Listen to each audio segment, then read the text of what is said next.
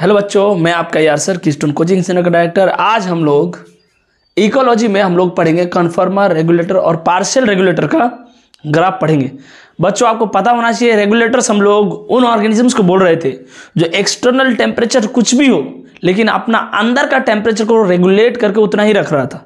यानी अगर बाहर का टेम्परेचर बढ़ जाएगा तो रेगुलेटर का अंदर का टेम्परेचर नहीं बढ़ेगा। जैसे एग्जाम्पल ह्यूमन, हमारा बॉडी का अंदर का जो टेम्परेचर है वो 37 डिग्री सेल्सियस के आसपास ही रहेगा, चाहे बाहर का टेम्परेचर समर में कितना ही ज़्यादा हो जाए चाहे विंटर में कितना ही कम हो जाए। तो हम लोग रेगुलेटर का एग्जांपल, लेकिन आपको पता होना चाहिए रेगुलेटर सबका बस का बात नहीं है, क्योंकि रेगुलेटर बनने के लिए बहुत ज़्यादा एनर्जी चाहिए। अब सोचिए ना, बाहर का टेम्परेचर बढ़ा हुआ है लेकिन शरीर का अंदर का टेम्परेचर फिक्स रखने के लिए शरीर को क्या क्या तांडव करना होगा और ना जाने कितना सारा प्रोसेस करना होगा। तो ये सब कोई नहीं कर सकता, इसलिए रेगुलेटर सिर्फ 1% एनिमल में देखा गया है, यानी 99% एनिमल कन्फर्मर है, रेगुलेटर नहीं है।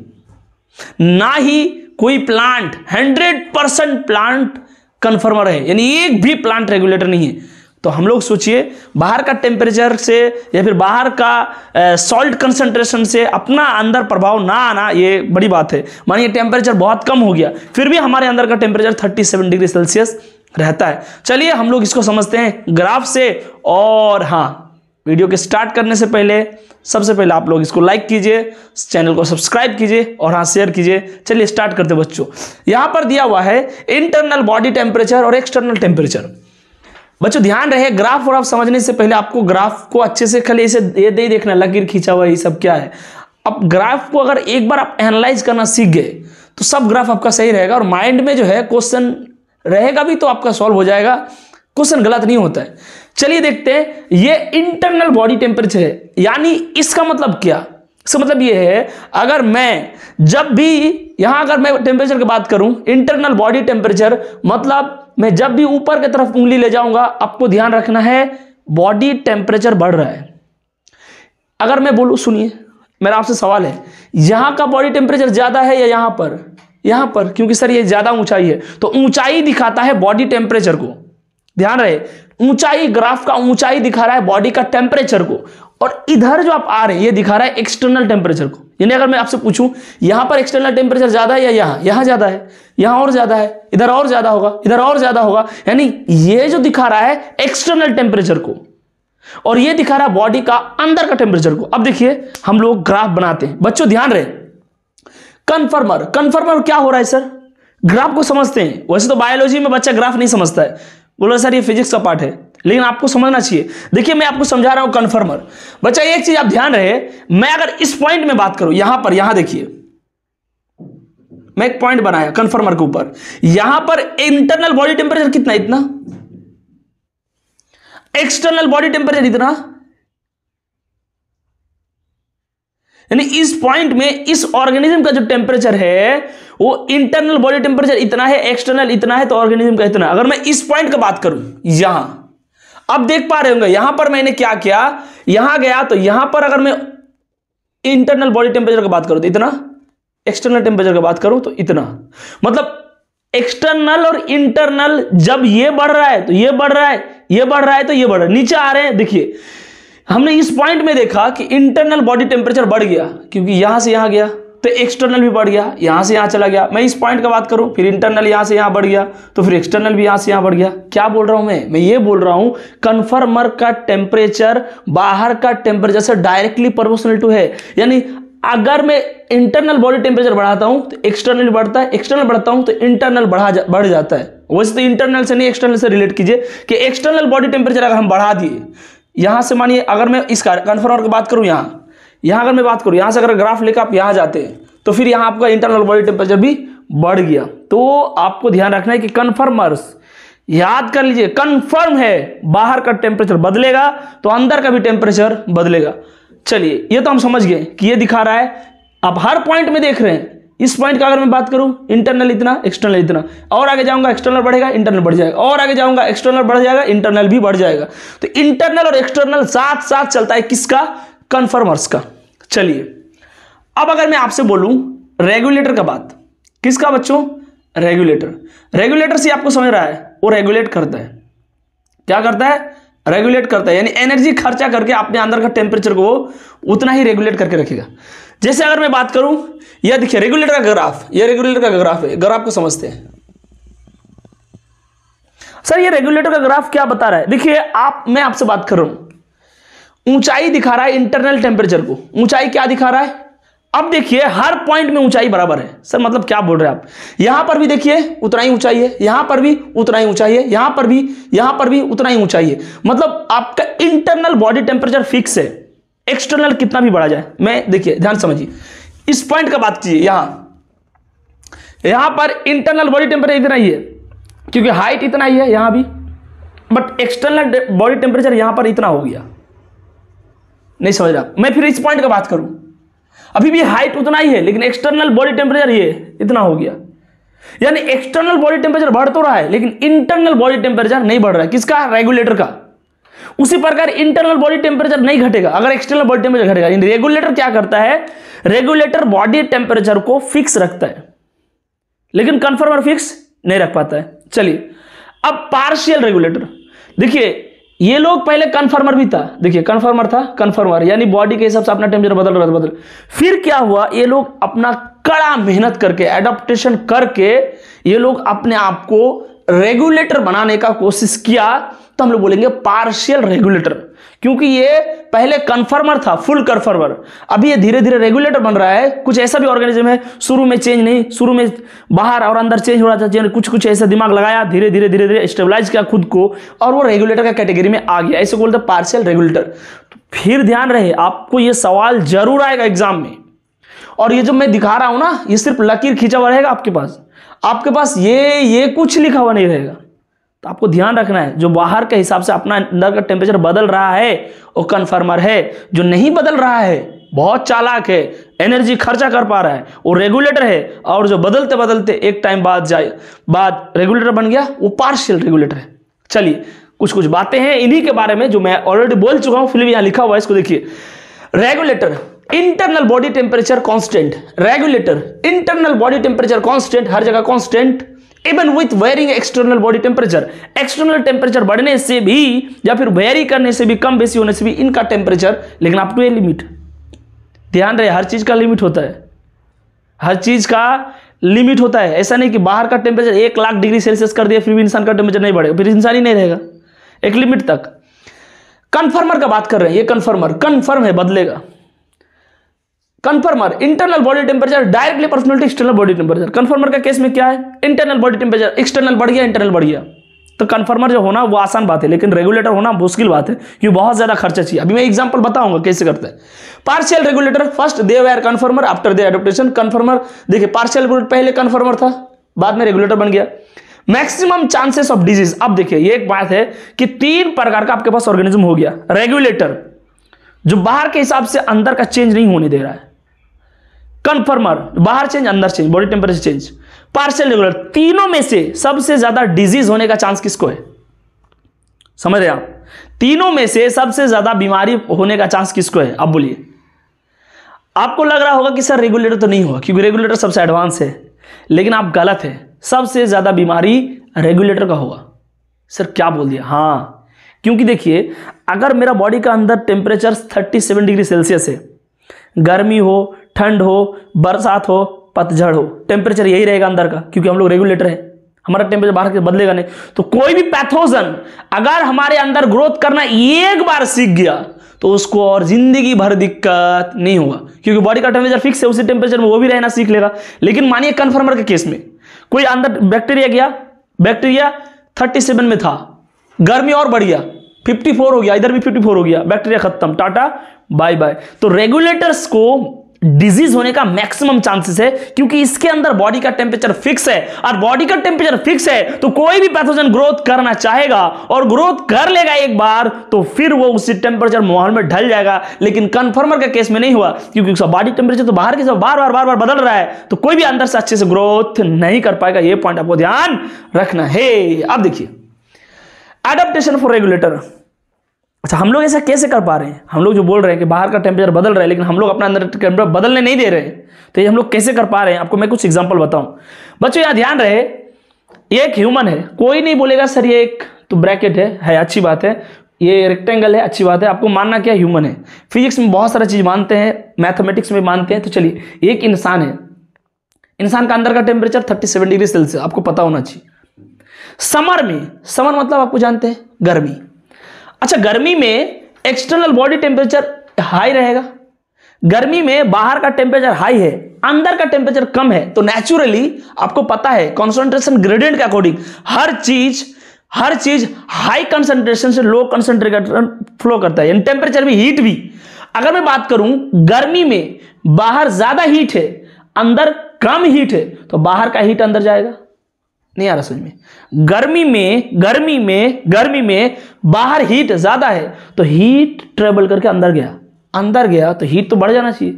तो शरीर दिमाग लगा रहा है कि भाई भूलना नहीं है, अपन तो रेगुलेटर है, हमें 37 डिग्री रखना है, और बाहर का टेम्परेचर आ गया अंदर का टेम्परेचर बढ़ाने के लिए। तो उस टाइम शरीर क्या करता है, वो इन्वायरमेंटल हीट को जो है दोबारा वापस भेजने के लिए स्वेटिंग करता है।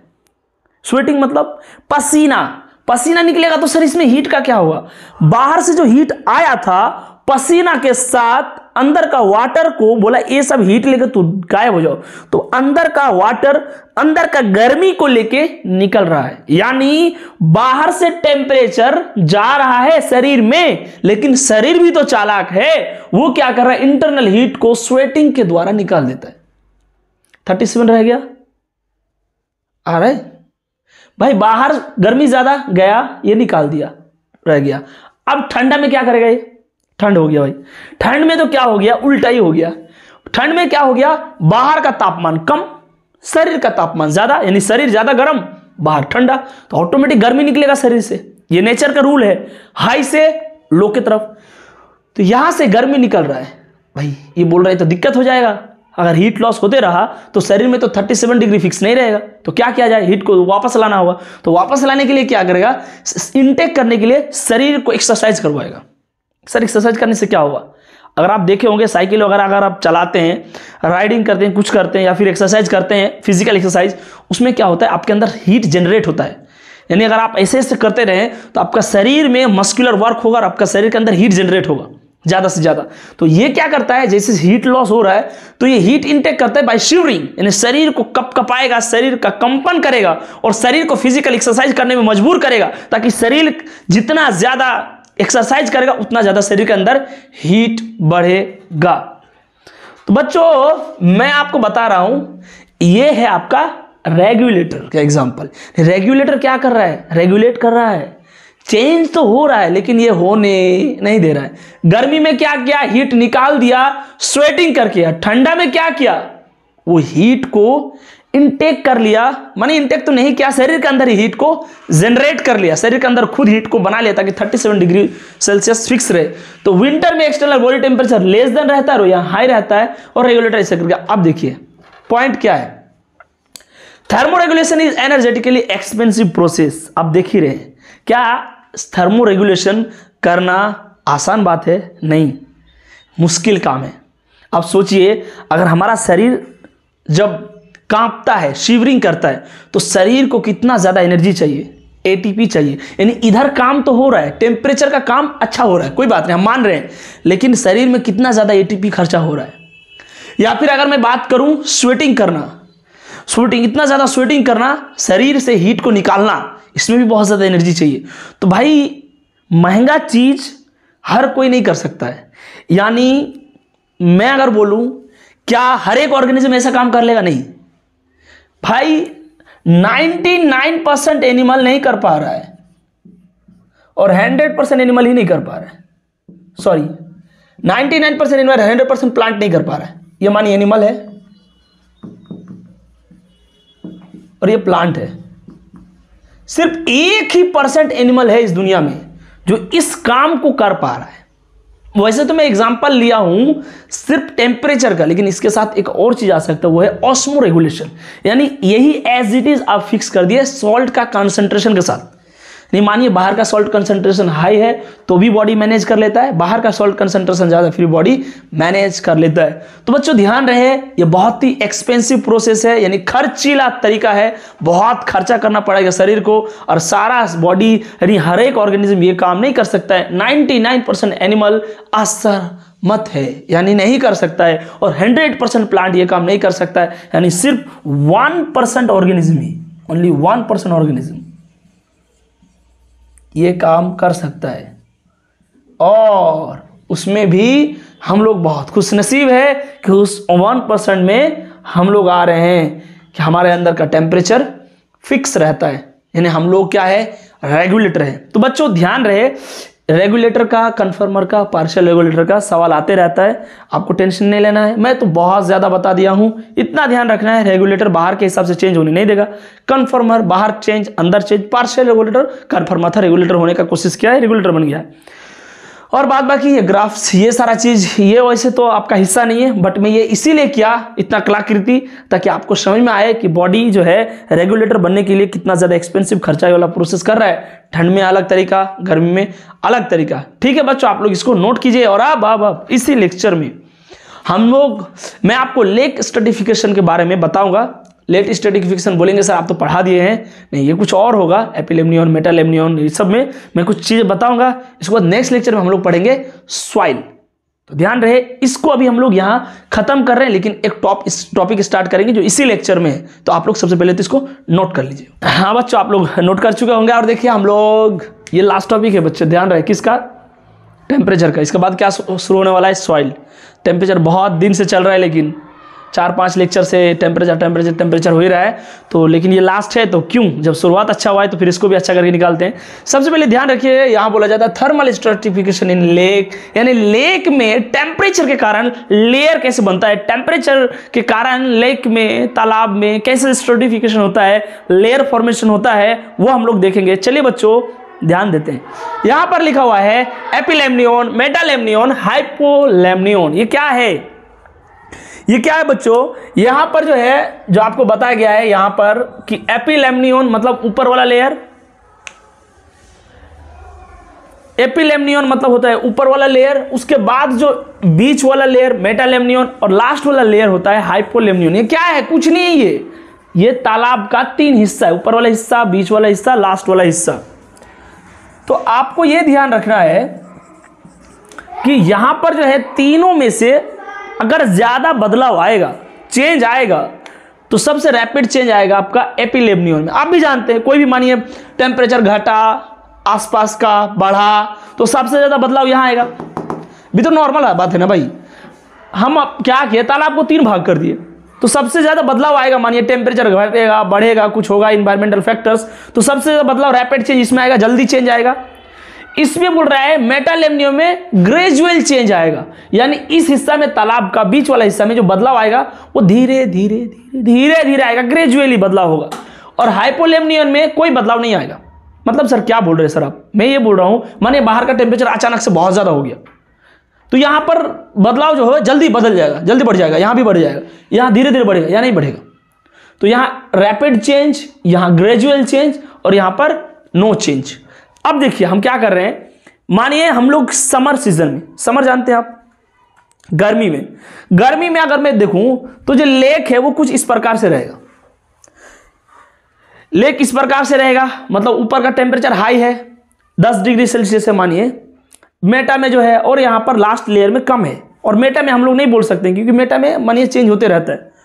अब ऑटम सीजन आएगा, तो बच्चों तो आपको पता है कोल्ड एयर चलेगा, हवा चलेगा। हाँ अब देखिए जैसे ही हवा चलेगा तो ये लेयर जो है, ये लेयर नहीं रहेगा, क्योंकि यहां तो जो है समर मतलब गर्मी, इसको भी पता है गर्मी है, यहां लेयर बना हुआ है, ऊपर टेम्परेचर हाई, यहां कम, नीचे और कम, इस प्रकार से लेक का एक लेयर बना हुआ है।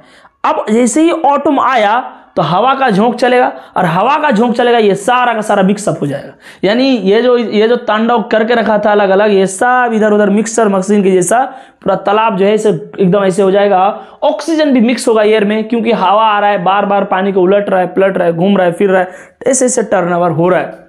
अब मेरा आपसे सवाल है, ऑक्सीजन इस पानी में ज्यादा होगा कि इसमें, इधर मिनरल भी इधर ज्यादा होगा, क्यों? क्योंकि जब ऐसे जो है पानी ऐसे ऐसे करके मिक्स होगा, रोटेट होगा, घूमेगा, तो नीचे का जो मिनरल पड़ा हुआ था, यानी लेक के नीचे जो मिनरल्स जो पड़ा हुआ रहता था रॉक्स के फॉर्म में या फिर मड में, वो धीरे धीरे इस पानी में आना शुरू होगा क्योंकि मिक्सिंग हो रहा है। तो इस प्रकार का पानी में इसके कंपेयर में ऑक्सीजन भी ज्यादा है, मिनरल्स भी ज्यादा है। तो अब मेरा आपसे सवाल है कि यहां पर ज्यादा फाइटोप्लैंक्टन्स का ग्रोथ होगा कि यहां ऑब्वियस बात है, ऑक्सीजन का अवेलेबिलिटी भी ज्यादा और मिनरल्स भी ज्यादा। तो यहां पर जो है, यहां पर हाई ग्रोथ ऑफ फाइटोप्लैंक्टन्स देखने को मिलेगा, यानी फाइटोप्लैंक्टन्स यहां पर ज्यादा ग्रोथ करेगा as compare to summer season, autumn season में ज्यादा। अब यही अगर मैं बात करूं, फिर जैसे ही आपका ठंडा आ गया, यानी आ गया आपका विंटर सीजन। अच्छा, विंटर सीजन आ गया तो अब क्या होगा? अब होगा ये कि फिर ये ऊपर का टेम्परेचर जो है कम हो जाएगा, माने 0 डिग्री सेल्सियस होगा यहां, क्योंकि यहां जल्दी बदलाव आएगा। कोई बच्चा मुझे ये सवाल नहीं करेगा कि सर यहां कम, यहां और कम कर दे, नहीं। बाहर के माहौल सबसे ज्यादा यहां दिखाई देगा। ठंडा में यहां का टेम्परेचर घट गया तो खूब से खूब ये 0 होगा।